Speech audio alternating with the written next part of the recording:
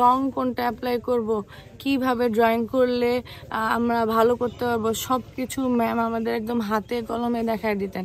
কখনোই উনি যে একজন টিচার ওই দূরত্বটা রাখতেন না। আমরা ম্যামের কাছে যখনই গেছি, যেই প্রয়োজন নেই, সেটা ব্যক্তিগত প্রয়োজন হোক, প্রাতিষ্ঠানিক প্রয়োজন হোক, বা ছোট থেকে বিষয়ে আমরা ম্যামের কাছে গেছি, ম্যাম সবসময় আমাদেরকে সাহায্য করছে, কখনোই ফেরায় দেয়নি। ইভেন এই যে জাকসু চলতেছে, জাকসু শুরু হওয়ার আগে আমি সবার প্রথম ম্যামের কাছে গেছিলাম যে ম্যাম কি করব, আমাদের কি করার আছে, এখন আমাকে সাজেশন দেন।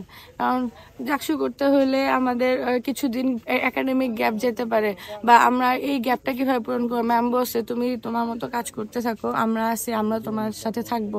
ম্যাম ফুল সাপোর্ট দিছে, কখনোই আমরা ম্যামের থেকে দূরত্ব পাই নাই, অস্বীকার কোনো কিছু পাই নাই, সবসময় চাইতে ছিলেন।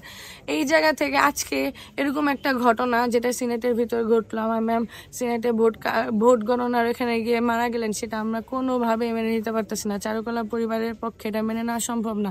কারণ এত পরিশ্রম যাচ্ছে টিচারদের উপর দিয়ে, এত অমানবিক অত্যাচার যাচ্ছে টিচারদের উপর দিয়ে। শিক্ষার্থীরা, আমরা যারা প্রার্থী আছি, তারাও সেখানে সুষ্ঠু পাচ্ছি না যে কখন হবে।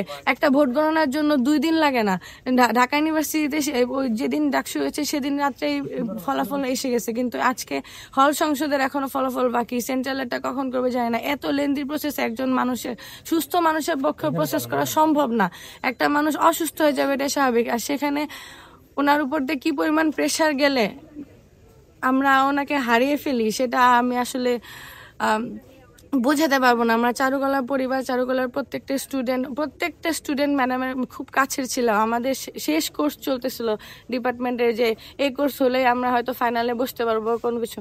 কিন্তু আমরা এখন কার কাছে যাব, এর জবাব আমরা কার কাছে নেব? এই যে অব্যবস্থাপনা, এই যে সুষ্ঠু না হয়, এর জবাব আমরা কার কাছে যাব? সেটা আমার প্রশ্ন রইল প্রশাসনের কাছে, যে এর জবাব আপনারা দেন যে আমার ম্যামরা হারাইলাম। এটা তো আমাদের কাছে কাম্য না।